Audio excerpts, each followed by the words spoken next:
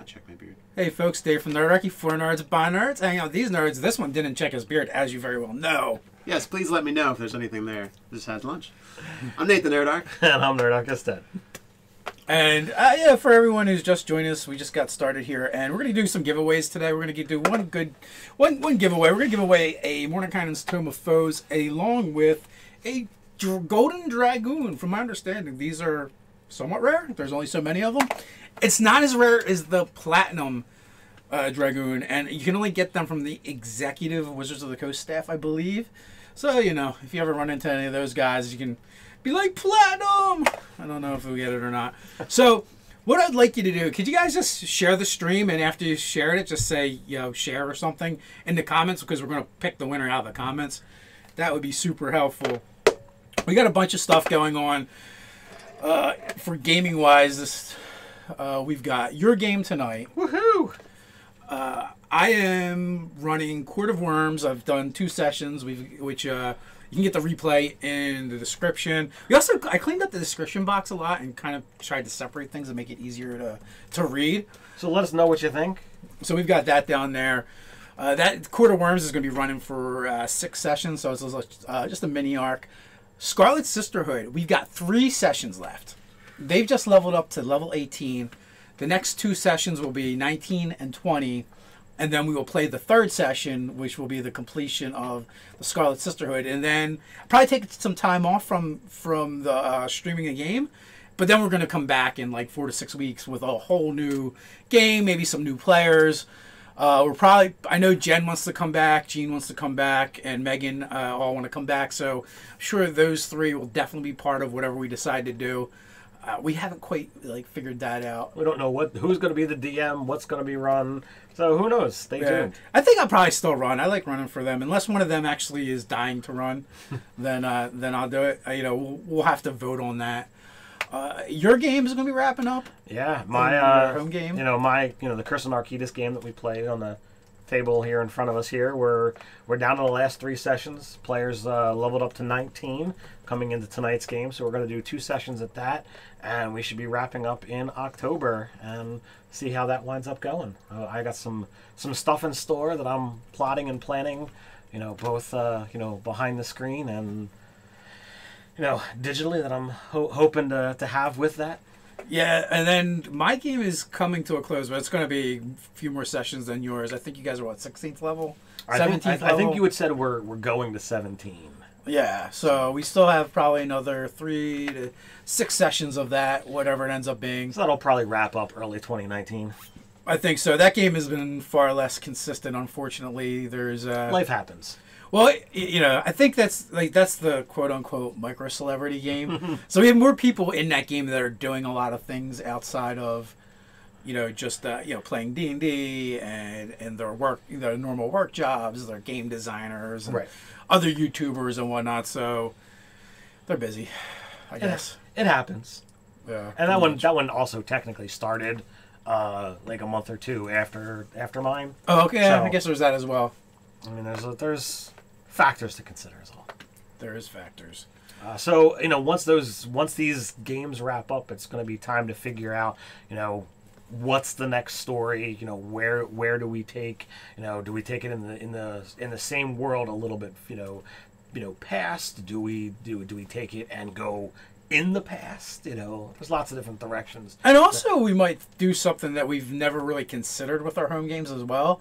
And that's like thinking about the actual production value of them. And so we might even just completely change how we do our games to make it a better experience for people watching, whether we record it and put it up or we stream it live. We don't know, but I mean, we could definitely probably finagle some things. And I think we've talked about that a little bit. In order to make the experience for watching it better. So there's things to consider. Absolutely. And then right now they're recorded games, they're not produced games. Yeah, pretty much. Like when we first started, we're doing a thing. I guess we can turn on a camera. I don't know, somebody might watch it. And some of you guys and gals out there, you're hooked, and dying And waiting more. for the next one that hasn't come out in forever. Just please keep, spamming Dave. He's the one that's responsible. I did almost get another episode up. Nice. But I re-rendered and recorded and uploaded one of the ones that was already up. So just need to make sure you did it correctly. Yeah, so, we'll see how that goes. But they will get up eventually. That's the rumor. Well, otherwise you'll just have too much sitting on the hard drive. I've got a lot of games going on before the summer wraps up here. I actually have been running a game for my son and his friends. Ran this past Tuesday, and it was definitely an interesting experience running with that age group, versus the normal, veteran players that are in, my Saturday night game. They want to play again before the summer's over, so we're playing again this Tuesday, and it's going to be a little crazy because my 6-year-old convinced me to let her try.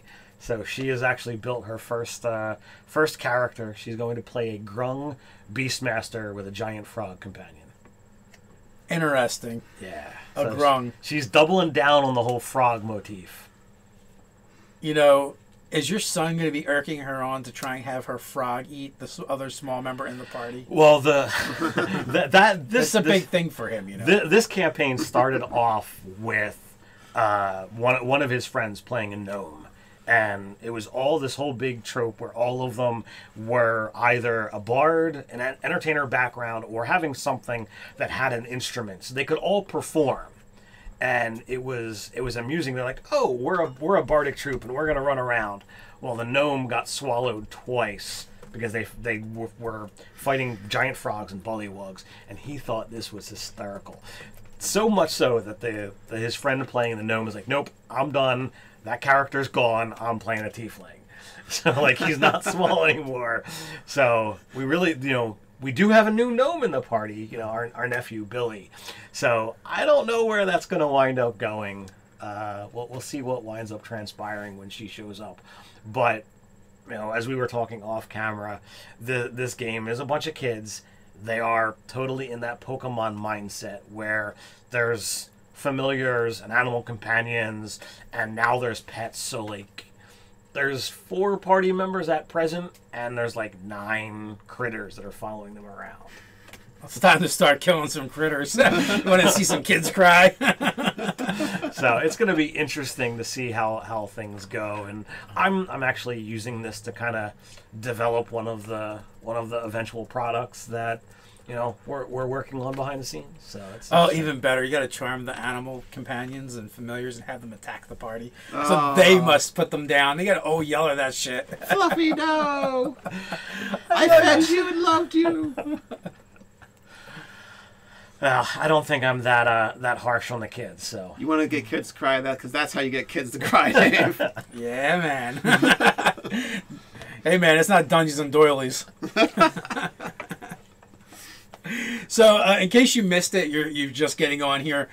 We are giving out a Tome of Foes, Mordenkainen's Tome of Foes, and a Golden Dragoon. At the end, we'll be picking a name from the chat. So do me a favor, share the stream, and after you do, just put in the chat, share it or something, so that we can possibly pick your name, and 2, it helps us out, and we appreciate that. One person has done so there's currently a 100% chance of it being somebody. Oh, nice. So in addition to all that, I ran a one-shot for our friend Mark's birthday, but I completely forgot it was his birthday. I don't think anybody remembered or said. I did. Happy birthday to him. Well, you're a better friend than me for sure. So my buddy Mark, I was the best man at his wedding. My daughter's godfather. Completely forgot it's his birthday, and that was why his wife, showed up to play D&D with him for his birthday. I don't think he really cared that much. I think it was just a scam to finagle getting another night of gaming in, was what he was really working for. And I was like, well, I'm not going to run the normal game where they're 17th level with a person that's played D&D maybe once. That I can't imagine that's going to be fun for them, or it's just going to be overwhelming. It's 3 hours of making a character, and then And it probably wouldn't even be her making the character. Mark would probably just make the character and be like, here. Yeah, this is what you're playing. Yeah, so hopefully she got to have some input and build the character together. And they built, 4th level Dragonborn, and everybody else in the party was Kobolds. Because I ran an all Dragonborn, all Kobold adventuring party. And if you happen to be watching the Court of Worms, you might recognize some of the backdrops, some of the setting. And it was an escort mission. They were summoned by the Empress to take this young kobold woman, up to the sacred pool and bathe her in it, as well as once they on the way there, she revealed that the other kobolds are to get into the pool as well. So now this is a one shot, and you never know how one shots are going to go. I was one of the players. I was one of the kobolds. And I was fully expecting, and it's like, all right, we've talked off camera about what we want to do with our world and how we want to have, kobolds have the ability to turn into dragons. And that it's like, all right, we need to get in the pool. He's totally killing us. All of us are just sacrifices, and that the energy of us is going to be absorbed into this NPC McKenna, and she's going to become a dragon, and the Dragonborn get to escort her back with all of us just dead. That is what I fully expected to happen. It was hysterical and did not go anywhere near what I thought was going to be. Yeah, so the first encounter was a turtle that I described as looking like a painter turtle. But apparently no one at the table knew what this was except for Ryan. No, except for me. And Ted. Now, Ryan knew too because Okay. he grew up in the lakes. That's true. That's just an area where we live. And no one knew what a painter... It was the second time playing in this setting that I've had this problem. Because on Court of Worms, it's not really a spoiler, but I mentioned a bunch of fanfare like New Year's Eve. People are banging pots and pans together. And only the Canadian knew what I was talking about. And I was like, you guys have never had your kids bang pots and pans at midnight? At midnight on New Year's Eve? I don't know. Or did it as a kid. It was totally a thing. Well, I can forgive Cody. He's in Texas. The 6-year-olds, 7-year-olds are firing off 45s and their rifles and shotguns. I get it. You have a kid, you put it in a cradle, you give it its pillow, its shotgun, and then, it's all good. But yeah, so I was like, oh, okay, that's not a thing anywhere. So it's only in Canada and New Jersey. And it might be specific to us. So I described it as being like a painter, looking like a painter turtle. And for anyone that doesn't know what that is, I'm pretty sure if you Google it, pictures will come up. And they're just brightly colored water turtles. And as if they've been painted. As if they've been painted, yeah. And he tries to bribe the party into not escorting this young kobold woman. And even Ted's playing a haunted one background. So you describe there's another set of eyes that looks out from inside your eyes. And he's like, we can even fix that for you. We can give you lots of gold. We can get you a castle. And I bought into the whole concept of, hey, we serve the Empress. Technically, we're of that same birth line. So it's like, everything you're saying is meaningless. We have to do what the Empress says. And I thought it was a really cool encounter. That definitely a lot of social before we got into the actual meat of the combat. Yeah, and there's a couple more things that happened during the way. I let them find a magic dagger and bear poop, as you will sometimes when you're adventuring. The resident Australian in the comments says they do the New Year's Eve tradition as well. Oh, nice. It's good to know that it's not just New Jersey and Canada. Yeah. Get the penal legions as well. Yeah. So it does happen. So we get to eventually this pool. And Mark actually wound up. I did use grung assassins to attack you guys with, so that was kind of cool. Yeah, it was all kinds of reptile and amphibian themes. And actually, before at the pool, there was a kobold knight that challenged anyone who. He did an honor combat. It's who wants to fight me? And I'm like, all right, well, Mark's the Dragonborn fighter. It's his birthday. Let's see if we can, spruce him up. So I was playing a druid, and enhance ability is a fantastic spell. I'm like, here, take 2d6 temporary hit points. If you're going to solo a combat, Go for it. Yeah, which almost brought him up to the same points as the Kobold. Which, and it was funny too, because some of the parties like, should we jump in? And other ones were like, hey, he said honor combat, go to it. We'll kill him afterwards. I was prepared to, you know, do healing or like step in if need be, but I was totally willing to give the Dragonborn his fair due. Yeah, so they eventually, you know, they defeat this guy. His mount kind of freaks out. Tries to eat me. Tries to eat you. Then they kind of like subdue the mount and get him under control. And then all the kobolds enter the pool. And this is where, like I said, I was expecting to just totally get offed, you know, get absorbed, our bodies die, and Dave's like, all right, everybody, drop a d6. And I'm like, okay, we're all not dying. Let's see what happens. Ryan and I both roll a 5. And he's like, all right, everybody else, you know, no, but Ted and Ryan roll off. I'm like, oh, only one of us is dying. and you know, I forget exactly. I think it was like a 3 and 1 or something. Yeah, I don't remember exactly what it was, but I wound up rolling higher than Ryan.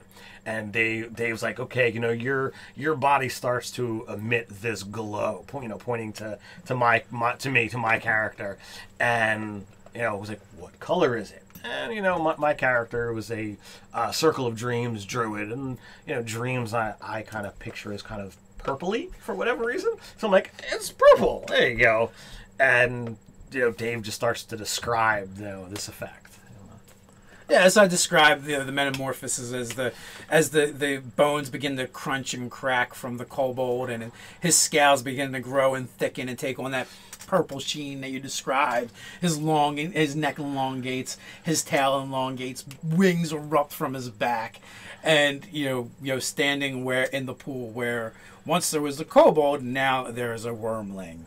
So you know, it's like, holy crap, I go from expecting to just die to my kobold is now an actual dragon wormling, you know, take, you know, stats right out of the book with all of my, you know, druidic powers intact. And it's like, this is really awesome. You know, it's a shame that like this was like a one shot. I would have loved to have seen, you know, like what's going to happen here, but this is the kind of stuff that we want to do and change with our world and have it, you know, so vastly different than, you know, some of the other, you know, draconic mythologies that are out there. Yeah, a lot of those ideas too. We have a whole video on it that we're going to one day put up. We just have a lot of backlog of videos right now. It's a good problem to have. Yeah, and most of this was thought up by Nate. You know, I've embellished some things and some ideas on what he originally came up with. And then you when you went back to the Empress, she told you, well, now change back. So when I tried to change back into a kobold, I was too big. I kind of, you know, changed into this, you know, medium-sized humanoid that more resembled what the Empress looks like.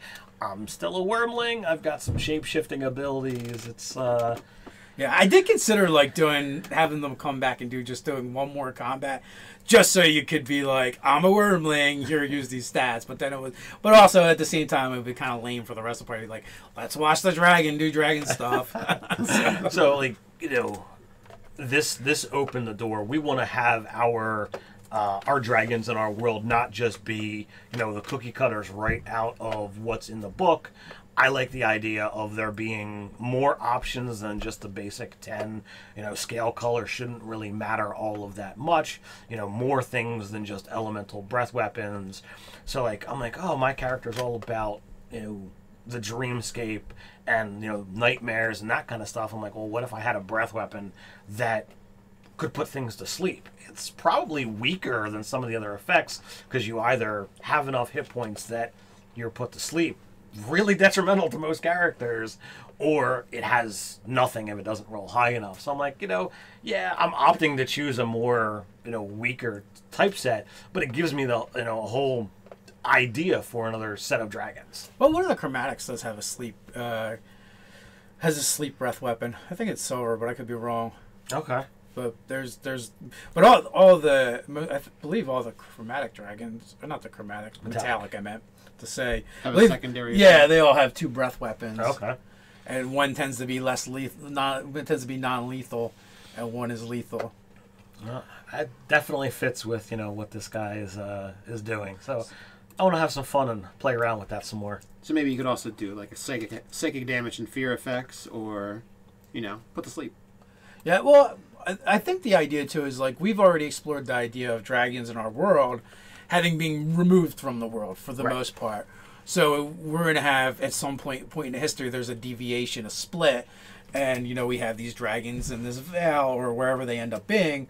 I think you did something with a one shot too, right? Yeah. Yeah. So like At the strands. yeah. So nothing is completely set in stone yet. Maybe both places exist. Maybe we merged them. Who knows?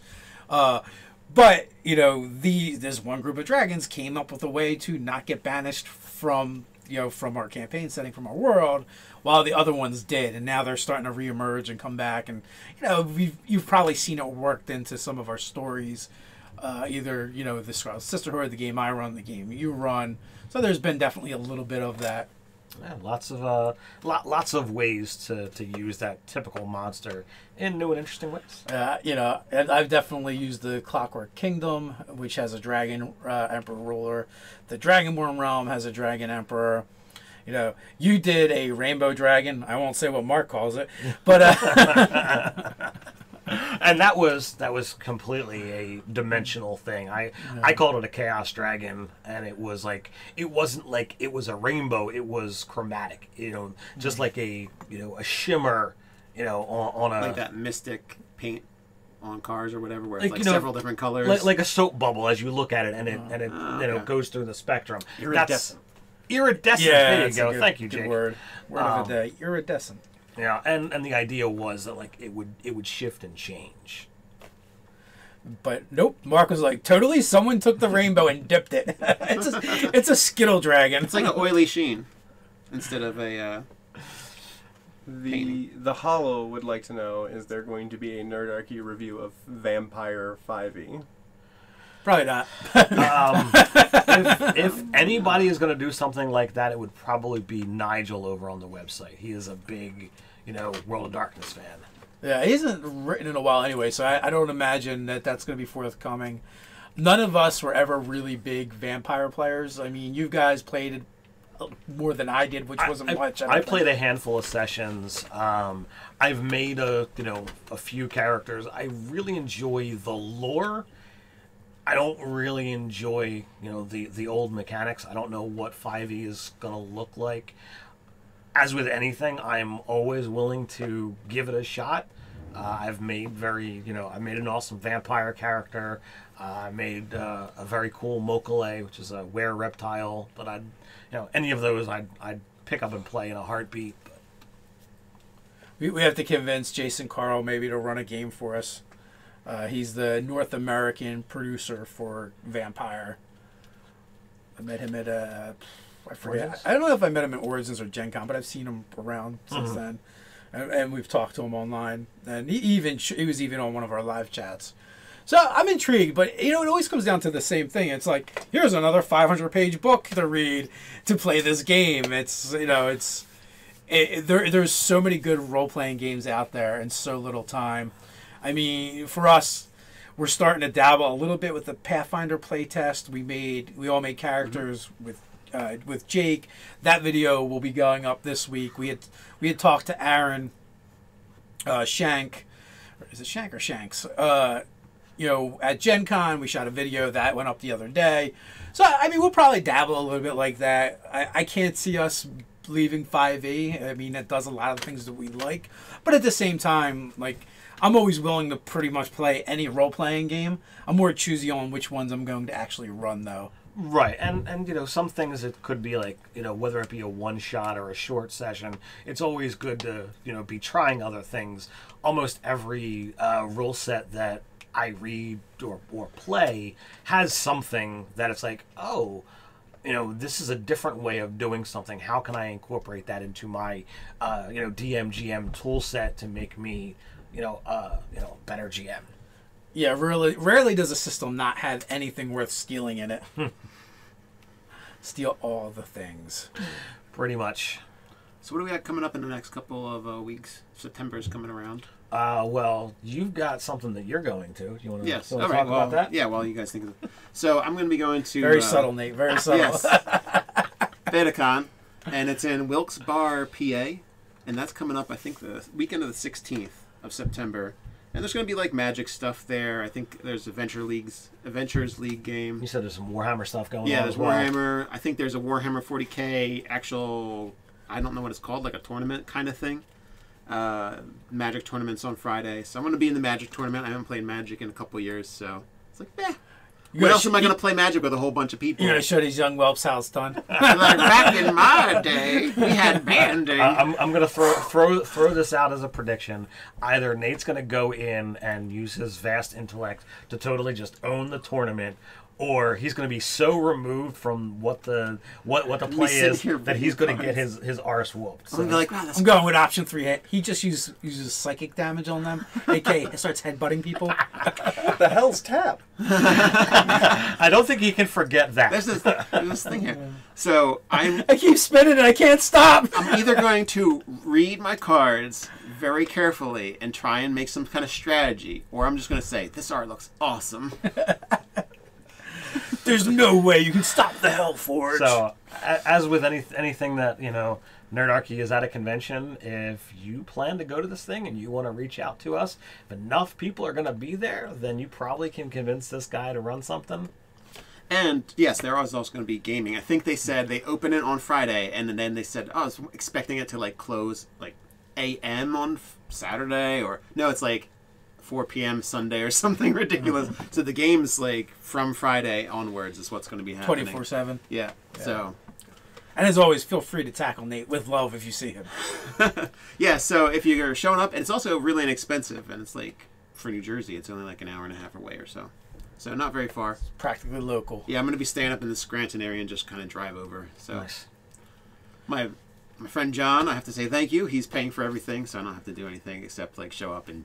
You got a sugar daddy. Well, I've been friends with John for a decade. He's like, let's go do something. I'm like, sure. When can I find time to do stuff? He's like, I'll pay for it. I'm like, He's like, time sold. found. time found. My weekly planner opened up. Yes. So obviously, during that convention, Dave and I will hold down the fort here for the chat, and the following week, Nate will come back and give us a full report. Regale us with stories of fantasy and magic.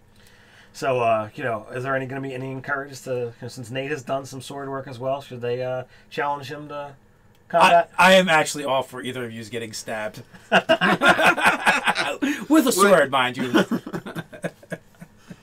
With a stack of $100 bills, please. Yeah, so that's where I'll be on the weekend of the 16th. So I don't believe this the information for the con has been put in the description, but hopefully I'll try and Find it. Find it and grab that. Good luck. Yeah, it doesn't seem to be a heavily advertised convention, so it's more low key from what I understand. I think Nate is being kidnapped. There might be a white panel van and some gorilla tape involved. So I'm going to throw this out there live, and we'll see whether anybody bites. So maybe somebody who's going to this convention, who won't be named, will write an article on it and say, "Hey, I'm going to be there," to get some extra love out there for it. Oh, Nice. That would probably be a good thing to do. Yeah. If somebody was. You're going to have to text your buddy and be like, hey, can you give me a link to anything that has anything to do with this so we can share it around? Well, he's been pulling stuff up on his phone. I've got it. You got it? Nice. Yeah. I looked for a whole 10 minutes. I'm like, it doesn't exist. betaconpa.com. PA.com. Of course. Because if you just search Betacon, what you're going to get is there's Betacons all over the place, and then there's also sororities as well as fraternities. That's what I saw a lot of. And it's just very hard. I understand where they're going, the whole beta testers, gamers, gaming stuff, but choosing what is it, a Greek letter? Yeah. That's gonna get they're you naming on all convention. kinds of other things. Could use a little work. Betacon was a bad choice. Yeah, I'm also thinking of some other things as well. Yeah. Yeah. So across the board, I'm saying that there probably were better choices, but maybe it's maybe it's a history to it. I don't know. It's the first time I've heard about it. So needs to stay in. Hopefully it's not the last time. Yeah. So I'll let you guys know about it. There's a time Nate went off. Again, if you want to reach out to us, let us know if you're going, so that Nate can be on the lookout. And it doesn't take that many players to get a game together. So Yeah, you get 3, 4 players, you're good. Plus, there's some randos. You can always grab a rando. And I'm hoping for some Adventures League stuff because I've never played Adventures League. Oh, that's another thing. I'd like suggestions for a character I've never played before, so it's going to be, I guess, first level is when you start. Yeah, you'll have to do like the tier 1 thing probably. I mean, from my experience, it was like whatever the game is, if you're, sitting down to make a character, oh, well, whatever that game is, you make a character for it. So I'll get the highest tier. No, you have to start at one. I would think it's like pretty like I thought it was pretty standard, and you had to start at the bottom all the time. Okay, well, I mean, I You gotta pay your dues, man. You don't just get to come in at 20 level. And No, be like, hey, how Yeah, much do work I have at to it. like slip you right now for it to be a 5th level character? I want to live. that might work. Well, yeah, if you're fighting 1st level threats, but if you're fighting 5th level threats, it might be more difficult. might get me killed anyway. And I think they're still in Tomb of Annihilation too, so the death curse is in effect. I just have to not die. That's my only goal, is to not die for my first Adventures League character. So I'm asking people in the comments for suggestions on characters. I know we've created plenty, but I'm just kind of like want to take from a pool and kind of make my decision then. So I would say PHB plus Xanathar's Guide to Everything if you want to be a spellcaster. Okay. Because that's Oh, where all yeah, the spells yeah, are. the spells, yeah. If you want to steal wind, strike people, but you can't at 1st level anyway. I haven't read Cast enough Bolt. around in Mordecai's Tome of Foes, so maybe something from there. But then that's funny that Mordecai's wouldn't be the ones for spellcasters to pick. Because of the plethora of spells in Xanathar's Guide. No, this is some race options. That's it. So there's not a whole lot to choose in there. You're going to get the Gith out of here and Eladrin. If you go Volos, you can go. You don't tie Pure Blood. Ooh, That might not be allowed in Adventures League. I don't know. Yeah. That one seems like they might. PHB plus Volo's Guide. Thank you very much. Yeah, I'm not so sure about. Well, yeah, that because one. I think it is not. There's a few of them that they're kind of questionable on. So I don't know if it's it's choosable. Maybe Yeah, I will. Mordekainen's only opens up a couple race options for you. This I was think not, the Gith would be cool. It's not a very good +1. Also, it also a lot more Tiefling options. So if I'm going Tiefling or Gith, I'm going to have to use that one. Yeah, pretty much. So. But I think Xanathar is a good get. You got a lot of options spell wise and class options. So, yeah, subclasses. The archetypes are nice in there. Yeah, I think I'll go Xanathar's then. So limited to Xanathar's unless you get a really cool and if character you build. talk to intern Jake, you only need the player's handbook. You only need, that's it. And to almost as if summoned from our previous conversation, James suggests a halfling wizard so that you can hide among your party. I just want to let you know, James, Jake loves that idea. He is just totally all about it. There's only one true halfling to play anyway. That's a stout. Woo! Look, like the halfling has got the best ability in the whole entire freaking game. And it doesn't matter which way you go. Oh man, Turtle Monk. That's Xanathar's. Turtle's included in Xanathar, right? Yeah, Drunken Master. Kobold Paladin of Conquest. Goliath Warlock Hexblade, Tiefling Warlock the Undying. Oh, these are all good. So now you're going to have too many Bugbear options. Gish. What are you doing? Come on, you got the Bugbear beard. Yeah, Bugbear Gish. Dual wielding Tiefling Gentleman. Is gentleman? Is that? Can legal? you really wield gentlemen? How many gentlemen can you wield at a time? If you're playing a Luxodon, could you wield 3 gentlemen? Hollis' Classic Barbarian. I want to play a Luxodon. It's really tempting. Human champion fighter. Well, if you're starting first, you're gonna. Human Jeanric. Jeanric Uman Fiter. Jeanric. And no Human feats. No feats. Fiter. All +1s. You have the No best feats. stats. You have the best Why would stats. you be human doing anything else except taking that feat? So you can have a +1 to everything. All those stats that you're not going to use, you'll be better at it. Be like, hey, commoner with all tens. You go from 2 odd stats to 4 odd stats. Yeah.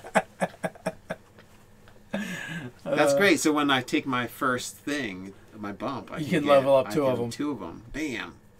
Perfect. To 12s.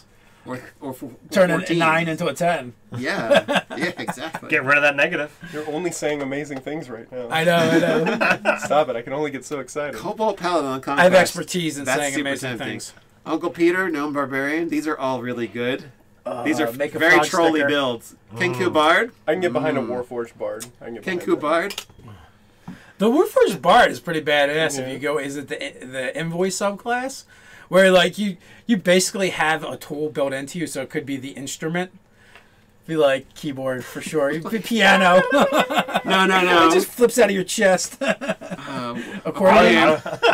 I was just gonna say like in your arm, and you just sit here. And when you breathe, it makes the sound. Like it's like the pump No, bellows. no, your head is the accordion. You're like, I just like the idea of a Warforged that has an antenna. He just uses it like a theremin. It's like, Oh, yeah. Oh, that would be great.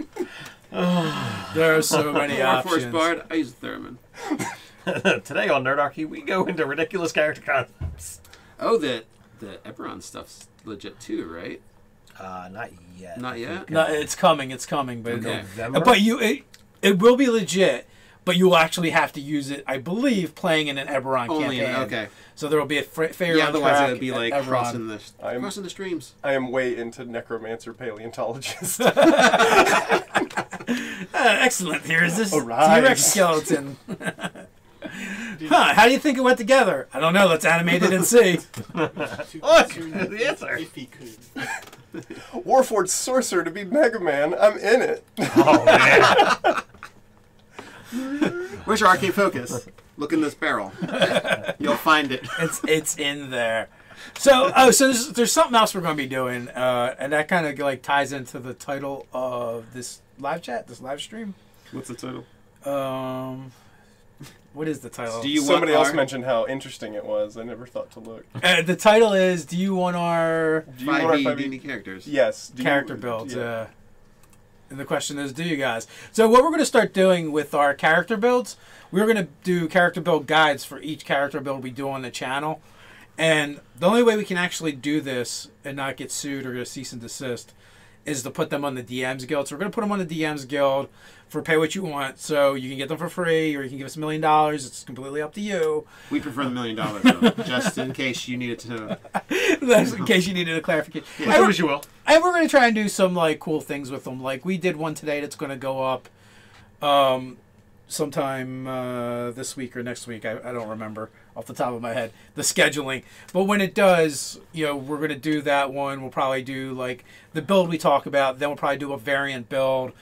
And then we might put it in there as well as stats for like the DM if they wanted to use it as well. So I try and make it interesting and useful. That is what the title is about. And we might go back. We'll probably go back and do some of the other ones we did too, because I think we've got. So we got the character build we did today. We have another one in the can that's going to go out, and then we also had the Mindbreaker Paladin that we did. So I might go back and do that one and put it over there as well. So just some things we're trying out, and So we're gonna get slowly some kind of DM's Guild presence over there. Let us know if that's something you like to see us do. well, one of the things we started doing is using the shareable character sheets from D&D Beyond, which is kind of like something people have asked for. And some people have been like, hey, can you go back and do this for all of the character builds you've done? Well, that would be kind of cool. One of the biggest problems with it is because we don't talk about it in the video itself, no one's going to know that we do that. So they're probably not going to see it anyway. But going forward, we're going to do the character sheets. Then we're going to start doing the guides. So from like Mindbreaker Paladin on, we might start like slowly introducing them over on the DMs Guild, and they'll be pay what you want, so you can get them for free, or you can make a donation to us if you want. Totally up to you. Riker suggested character idea that you'll love. It is a neutral good necromancer who only uses willing souls.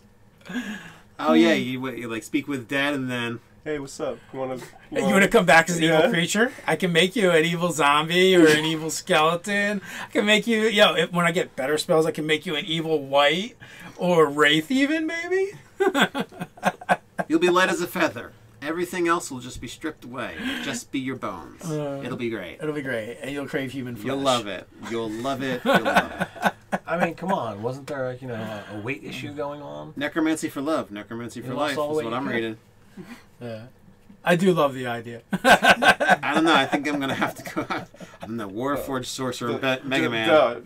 You only cast Firebolt, but when you need to, you charge it for Fireball. That's the only thing you cast.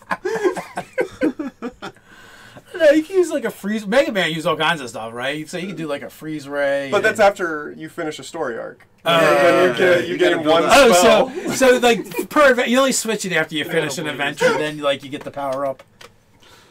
You got to go down and you got to get the little orb. I loved Cutman. Yes. That was good times. Cutman's attack. It's all about that leaf. I'll have to figure out how to do that. I never actually played Mega Man. Do you want to have a really bad but time? Do you want a platform? I agree, Doug. Too. I played like the video games I remember were like Kung Fu, right? And it was like side scroller, and like the best part was the little midget guys that would attack you, or the little folk that would attack you, and it looked like they were just humping your leg. But when the big guys attack you too, they just like walk at you like this. Every once in a while, like a pot would come flying at your head, or you'd have to jump over a snake. James wins most macabre idea with Necromancer Puppeteer. Ooh. Put on puppet shows with dead bodies. Well done. That sounds like something Nate would do. Nip, nip, no. Not in game, just real life. Puppet shows with dead bodies. You No way. No way. You can't prove I did that. James wins So the sadly, Shrunken Head Award. Warforged Mega Man's not going to work because I can't get access unless they've got Everon happening. Not yet. Not yet. So no. if it's not happening, I won't be able to do Warforged. Tell you what, Ghosts and Goblins, that's where it was at. That game was the best. The game was so good it slowed down when you had 7 guys on the screen. Hey, they were playing at the edge of performance there. Very true. Edge of It performance. was the slow-mo to Alter accentuate Beast, the action. Contra, Gauntlet. Come on, man. Those games that I remember. All the fighting games, too. Especially Street Fighter. We spent a lot of time smoking dope and playing Street Fighter. Street Fighter 2. I can't say anything about the smoking dope part, but Street Fighter 2, Mortal Oh, my Kombat. friends would come over high and monopolize my brother's game, and then he would like beat us all up. Would you say that you were smoking dope while smoking dopes? Maybe. Could have been. It's a long time ago. It's like a decade and a half. Ish. I was in the fighting games. I was a button masher. Never learned the combos the way they were supposed to be done. So sad. Blanca was the best. Blanca was awesome. Just because he could bite people. Oh, do you remember the wrestling game with the Amazon? It was like one of the first ones. Yeah. Like, what was it? King Slender was the guy that would do like the backbreaker move. Yep. The Amazon was my favorite because he would cheat. Starman, King, Great Panther, I think was another one. These games probably all predate Jake over there. I played them all, man. Oh man. Not that young. I spent most of my time, video games doing the RPGs. Hated RPGs. Final Fantasy, Shining Force, Dragon Warrior. Speaking another language. Finally, somebody's talking cool stuff.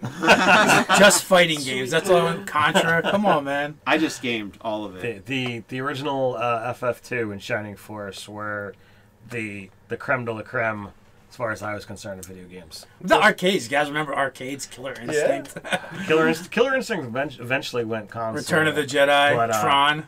The only arcade game I really ever enjoyed and put a lot of money into was Time Killers. What about the Dungeons and Dragons arcade game? Time Killers was a fighting game, and there were literally insta-kill moves. Everybody had a weapon, and the only way I ever actually defeated beat the game was the insta decapitation on the. Then there was boss. Dragon's Lair, right? Dragon's Lair was like fucking sorcery to me. I'd watch people play it, and it looked so cool. Then I'd put a quarter in, and I'd be like, and I'm dead. I don't even know what happened. I'm just dead.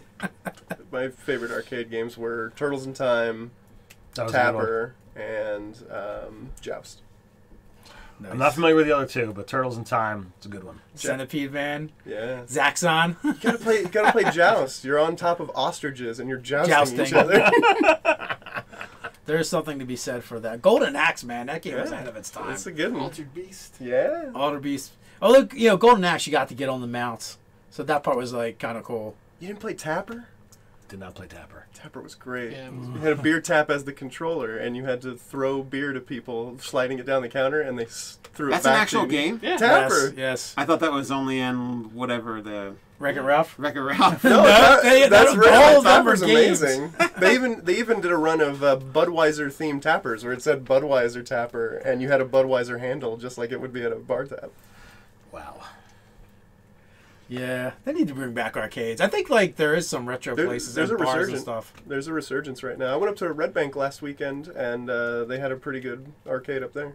There's some arcade games in like your Chuck E. Cheese's, but there's not like the Yeah, fantastic most of array the ones I see like either down the shore like Dave and Buster's is like they're all like shooting games or racing games. I'm like The new thing nowadays is like hipster bars that are like retrocades. where Yeah, they bring no, in that all would the be old kinda cabinets in a bar, and they usually do like Taco Tuesdays and stuff. So. minus the Taco hipsters Tuesdays, sounds you really had cool. me at Taco Tuesday. Yeah.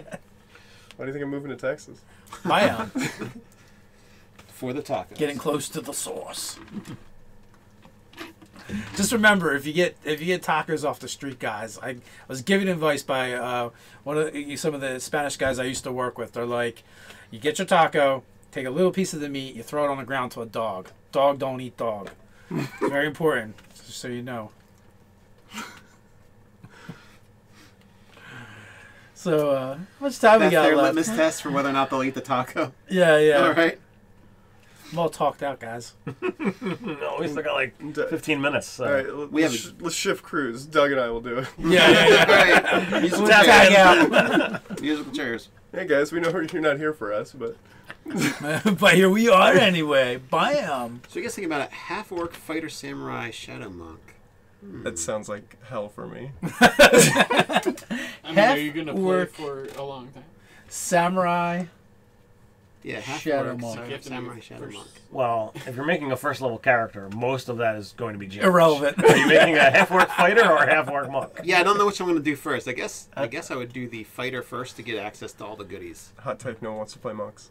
and then I would do No one wants to play monks. and then Hey, do my monk monk, second. my monk was the only one to survive the entire session of The meat grinder game. the meat grinder game. That is amazing to me. The meat grinder game, or the fact that his monks The survived. monks that survive. Monks are always the first ones to go down in any session that I have monks. Well, Yeah. the deflect arrows and the high acrobatics and make- athletics were. In my West Arches campaign, monks don't make it that long. They're like, let's deflect arrows. It's like, that's beyond the mortal coil. Their life expectancy is like that of a fruit fly. Yeah. Perfect. I don't know. It's like, oh well, do I want to reduce damage? Sure. Like you're already being attacked. Like why not do it? My monks also have the bad reputation of charging at boars. Like a whole pack of Oh, boars well. and then getting countercharged. Oh yeah. So yeah, actually that came up in my game. The grab arrow things, right? The snatch arrows, and then it's like my monk kept wanting to do it, but the first round of attack was a surprise round, so they weren't aware of the attack, right? Isn't that what we determined? You have to be aware of the attack in order to do it. And then after that, I was just randomly rolling to see who would get the arrows. And she didn't get attacked. Yeah, after that, not once. My grum were like, it looks like she really wanted to catch that arrow. We're just not going to shoot her. Most of the time, if there's odd numbers, I usually just randomly roll. And sometimes I'll just randomly roll anyway. It's more fun that way. It is. Sentient foes. Target and take down. But I'm a monster, so. I do that too. It just depends on the scene, like how much they know, right? If they have intel on the party and they know what the party's capable of, then I'd probably do that. I think it's a little bit more fun to spread it out so that everyone feels threatened, as opposed to it's like, all right, all of these guys are going to fire in on you, so that you drop. Now you're out of the fight. Now we're going to focus it on you. There's something to be said about maintaining that tension and the scene moving instead of stopping it like that. Yeah, if you drop a player, okay, yes, that person's not getting an attack. You've got the healer who's now going to try and do that, so that's less damage going out to the You drop enemies. the healer first. Well, if the enemy doesn't know who the healer is, He's the one wearing the big red cross on his chest. but I That's illegal. but I find that like if everybody is getting damaged, then they tend to like, oh well, I'm going to focus in on the guy fighting me, so therefore the party doesn't concentrate as well. Yep. They spread out. So That makes sense. So, Faceless Man Assassin, level 2 Warlock for Mask of Many Faces Invocation, and then Rogue Assassin all the rest of the way. Warlock Rogue. And again, doesn't make a difference if you're making a first level character. Fragonator says, "What's a healer?" Gives you something. It gives you something to work towards. Yeah, I'm wondering, like, what am I gonna want to play? 5th level, 10th level. Nate's quitting your game and going all Adventures League. Like, sorry, Ted, I don't need your games anymore. I've got professionals over at Adventures League. There are less time-consuming ways to have a bad time. So Well, that's a good question. How many people in the chat actually play Adventures League, or are you guys playing Homebrew? Oh, by the way, you've got a few yeses for uploading characters to DM's Guild. Oh, cool. Do we know how many people have shared for I do. the book? I do. So Do we want to do that now? we're giving away a copy of Mordenkainen's. Do you have 10 Minuten? We can do it. If you have a D8 next to you, we could do it that way. That's the easiest. There are thing. dice around here somewhere. If only Ted had some Only dice. I had dice within Within reach. Easy roller dice. Easy roller dice, nonetheless. For all your easy rolling needs. for all your dice rolling needs. There you go, sorry. All right. I have to roll. I get to roll. You All brought- right. you brought You the got a book D8? in. Alright. 3. That is Jim Long 3223. All right, Jim Long. Email us at nerdarchy@gmail.com. Send us your email address, and we will send you a Golden Dragoon and a copy of Mordenkainen's Tome of Foes. Actually, this copy. And I guess if you want us to deface it for you, we will, but it's not necessary. Completely up to you. Please send your shipping address, not your email address. Oh, does that say email address? You did. Yeah. I have a No, hard, just ram it I have through a- your I hard have- drive. I have a hard time getting this book to insert into my computer It to mail it doesn't to fit. you. So Son of a- believe me, I've tried. So far, most people are saying that they don't play AL, or very little of it if they do. Well, I want to gain the experience since we don't really play. We don't play much modules or AL. I've played one game of AL. That was okay. I know Ted's played at least one game. I've On a ship. I've played a singular game on the Fantasy Cruise. It was a lot of fun. Finish the trifecta, man. It's up to you. Yes. I played a lizard folk barbarian. And it was fun. I think I played a halfling fighter. I think I just grabbed one of the pre-gens. Oh, this was shortly after Volo, so like I really wanted to do lizard folk. Yeah. Have Yeah, either one of you I didn't, run any 5th edition modules yet or adventures? No. What is this modules? module? No. Yeah, you speak modules. of? God. I have. Yeah. I run Fandelver. I have not run any of them. Yeah, I've stolen pixie dust out of Storm King's Thunder. I've run Fandelver twice, and I've been in a Fandelver campaign. Yeah, I've played in Fandelver and I played the Sunless Citadel. I've run the Sunless Citadel Nice. with a few changes, Oh, I always but have they were changes. minor. Minors, eh? Yes, minors. Yeah, I don't know. I'm just too lazy to run it for written adventure. Seems like a lot of work. Well, you Lot got of to do reading. the reading, and then you got to get prepped for it, and then you got to. Then you There's gotta there's a change lot it. into it. There's something to be said for pre-written adventures. I've been doing the RPG Crate game for a while now, and like there's a lot of fun with, hey, somebody else came up with this idea. How can I take this and bend and twist this into my own game so I feel like I'm attached to it. I'm a part of it. If you guys wound up watching the game last night, I made the announcement that starting next month, the RPG Crate game is going to actually wind up being a continuous campaign. It's an ongoing story. The characters are going to wind up being the same and ongoing. So this will be the first time that I'll be doing essentially an adventure arc. So I'm kind of excited about that. Now, does that represent a change in RPG Crate? Yes, the box that's going to be coming out in August is the start of season 3. They've just completed their first 2 years of RPG Crate, and Chris from RPG Crate reached out to me and said, "Hey, look, can we make these changes because like the last 4 to 6 months of the crate have given the option of, hey, this is how it was attached to the last the last story, he's like, I like the idea of this being a cyclical thing. So he's like, can we start off? It's going to be starting off at a level 1 game. Every month, the players will level up.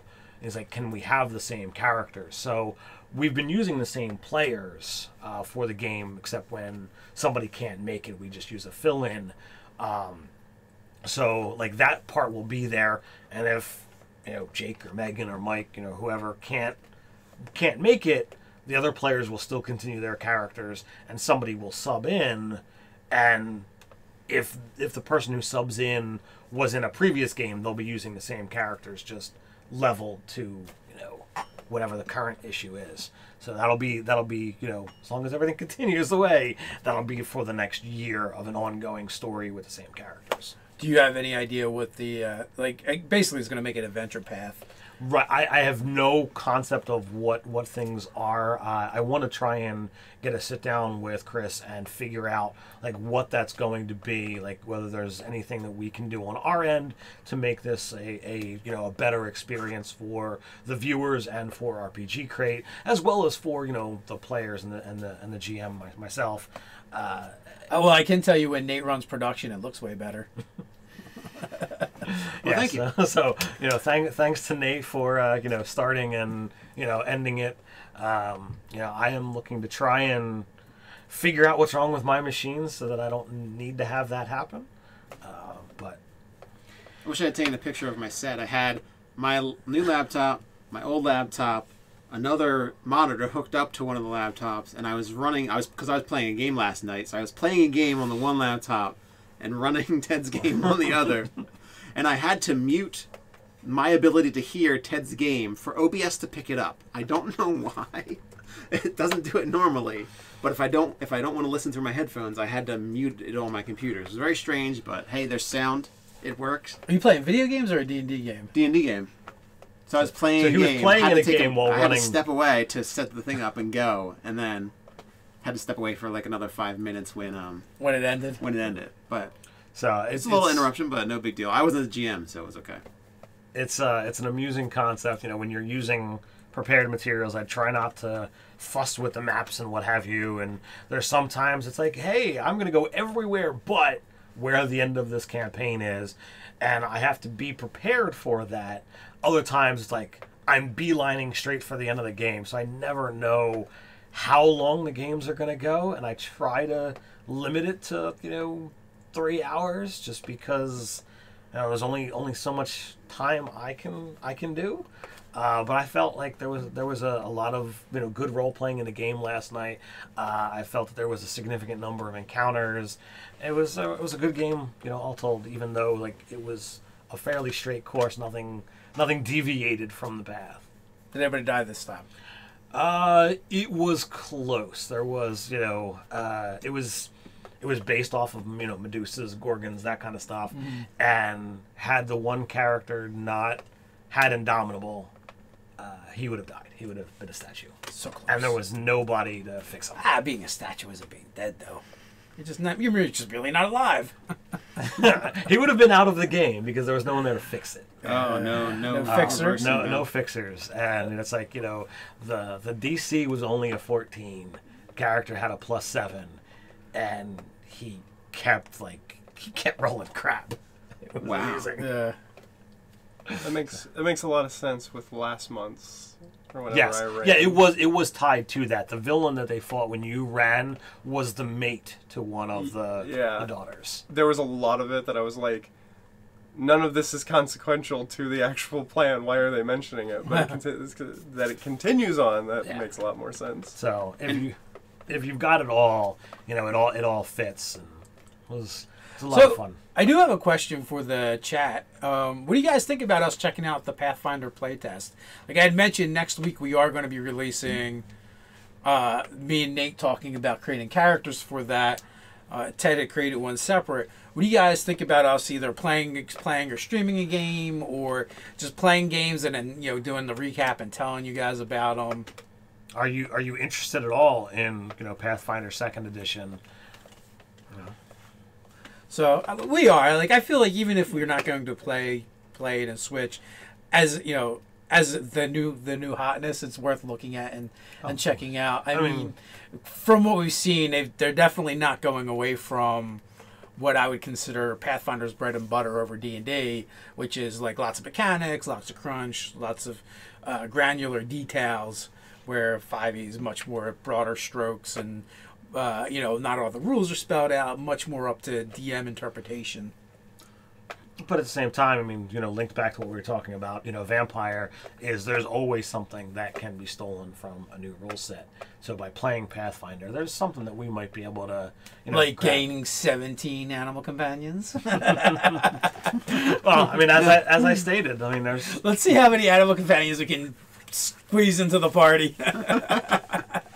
One of the things I thought was interesting when we were talking about Pathfinder, the second edition, is I like the idea that every decision kind of takes you along a different path and separates you out from, like, it's a little different. Like, everybody that picks fighter, you can pick a different archetype in Dungeons & Dragons 5e, but you still have like a lot of base stuff that's exactly the same. So I like the kind of feeling that like everybody's on like a different branch of like the alchemist or. I found stat generation to be interesting. Yes. Comparatively speaking to all the other games that I've played, it's different. It takes more thought. The fact that your race, your class, your background, as opposed to like the things that they do in 5e, it's adding to your stats. So it's like, oh, well, if you become a sage, well, then clearly, this. If you're a gnome, then there's that. It's all things that can build. So I wonder if that's going to be like, oh, well, if you're a wizard, you're going to play this. If you're not going to be like, oh, well, I'm a soldier wizard, which is a very interesting mechanic that would make you in Pathfinder less mechanically superior. Depends what you want out of your mechanics, because all of them give. I don't know. We have a video where we're going to talk about that, but yeah, it's different. It's definitely a different way of constructing your stats that gives you the ability to do it kind of in a structured way, but your choices are going to inform where they go. Time out? Yes. I think it's like as though it's time. Oh, it's time. Trying to do it without yelling it out. I know. Who was our winner again? It was Jim Long. Jim Long. Jim Long, congratulations. Email us, nerdarchy@gmail.com. Get us your address. Let us know if you need the book defaced or not. And Ted will get that to you. By that, he means if you want us to sign it. Yeah, that. It's always weird when we sign something that we did not write. So, but all the same, we appreciate you guys. Thanks for hanging out with us. And until next time, stay nerdy.